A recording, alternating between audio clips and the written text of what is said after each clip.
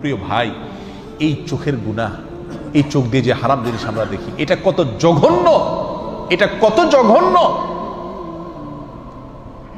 এই অপরাধ, এর রেশ, এর প্রভাব, এর অ্যাকশন, এটা বহু সময় পর্যন্ত থাকে, অনেক সময় বছরকে বছরও থাকে।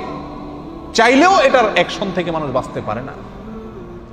আপনি একটি অন্যায় কাজ করছেন, একজনকে একটা গালি দিছেন, এটার আর রেশ থাকে না, বরং পরক্ষণে মনে উঠলে খারাপ লাগে যে লোকটাকে গালি দিলাম, ঠিক না বেঠিক? আপনি একজনের প্রতি অবিচার করছেন, সাময়িক অবিচার করছেন, অন্যায় করছেন, শেষ হয়ে গেছে, শেষ। কিন্তু আপনি চোখ দিয়ে একটা হারাম জিনিস দেখছেন, সেটা মোবাইলে হোক, টেলিভিশনের পর্দায় হোক, সিনেমার পর্দায় হোক, কাগজে প্রিন্ট করা হোক, অথবা রাস্তাঘাটে হোক, এই হারাম জিনিসটা দেখে আসার পরে আপনি নামাজে দাঁড়াইছেন, ওযু করে সেজদায় গেছেন, আল্লাহর সবচেয়ে কাছাকাছি চলে গেছেন সেজদায়, ঠিক না বেঠিক? বান্দা সবচেয়ে আল্লাহর কাছে যায় কখন? যখন সেজদায় থাকে। তখন আপনি সেজদায় গেলেন, প্রিয় ভাই আমার, আপনার চোখের সামনে তখন ভাসে উঠে ওই মহিলা যাকে আপনি দেখে আসছিলেন, ঠিক না বেঠিক? এমনও হয় মাসকে মাস চলে গেছে, বছরকে বছর চলে গেছে, কিন্তু সেই গুনাহের স্মৃতি মাথায় ভেসে ওঠে। আপনি আছেন সেজদায়, করতেছেন আল্লাহর ইবাদত, কিন্তু আপনার অন্তর গুনাহ করতেছে, অন্তর জেনা করতেছে। নামাজের মধ্যে আপনি জেনা করতেছেন, রোজা রেখে আপনি জেনা করতেছেন, ঠিক না বেঠিক? এত জঘন্য গুনাহ এই চোখের গুনাহ। প্রিয় ভাই, এগুলো হলো বর্ডার। একটা দেশের যেরকম কি থাকে, বর্ডার থাকে না? বর্ডার যদি বেদখল হয়ে যায়, তাহলে রাজধানীও কি হয়ে যায়? বেদখল হয়ে যায়, ঠিক না বেঠিক?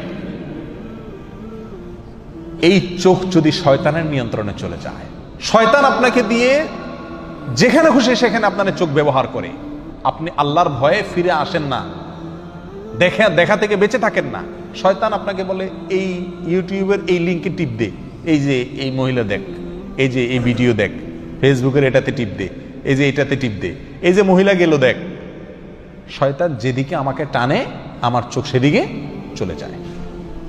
যদি এরকম হয়, যদি আমি এরকম কন্ট্রোলের বাহিরে হয়ে যাই, তাহলে কেমন যেন আমার শরীরের বর্ডার, এই চোখ, মুখ, কান, এগুলো আমার শরীরের কি রে ভাই? বর্ডার। বর্ডারের বিভিন্ন পয়েন্ট থাকে না, ঢোকার জন্য, বাইরে হওয়ার জন্য? এই কান, নাক, মুখ, চোখ, এগুলো হলো আমাদের শরীরের কি রে ভাই? বর্ডার।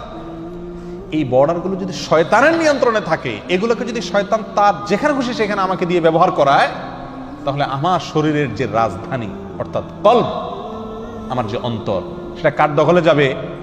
শয়তানের দখলে যাবে।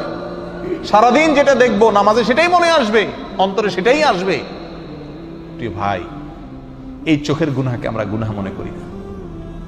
এর একটা অন্যতম কারণ হলো এই গুনাহটা করা খুব সহজ। চুরি, কি বলেন, এটা চাইলেও তো করা যায় না, নাকি? সবাই করতে পারে চুরি, ডাকাতি, খুন খারাপি, মদ খাওয়া, মানুষের সাথে অবিচার করা, অন্যের হক মারা, এগুলো চাইলেও তো মানুষ কি করতে পারে না। আবার অনেক অন্যায় আছে যেগুলো সামাজিক চাপের কারণে মানুষ করতে পারে না। কিন্তু এই চোখ দিয়ে যে হারাম জিনিস দেখা, এটা আজকে এমন সহজ হয়ে গেছে যে কি নামাজি, কি বেনামাজি, কি দাড়িয়ালা, কি বেদাড়িয়ালা, কি ভালো মানুষ, কি মন্দ মানুষ, মোবাইল হাতে আছে, ইন্টারনেটের কানেকশন আছে, যা খুশি তা দেখতে পারে, রিমোট হাতে আছে, যা খুশি তা দেখতে পারে, ঠিক না বেঠিক? শয়তান তখন আমাদেরকে প্ররোচিত করে, আমাদেরকে বিপদগামী করে, আমাদের দিয়ে হারাম কাজ করায়, আর করতে করতে করতে করতে একসময় বেহায়া হয়ে যায়, নির্লজ্জ হয়ে যায়, এরপর এটা নেশায় রূপ নিয়ে যায়। তখন বাঁচতে চাইলেও বাঁচাটা কি হয়ে যায়? কঠিন হয়ে যায়। আল্লাহ সুবহানাহু ওয়া তাআলা আমাদেরকে আমাদের চরিত্রগুলোকে ফুলের মতো পবিত্র করার তৌফিক দান করুন। এতদিন আমরা যা করেছি, আসুন আসুন প্রিয় ভাইরা, জাহান্নামের পথ থেকে লাফ দিয়ে জান্নাতের পথে চলে আসি।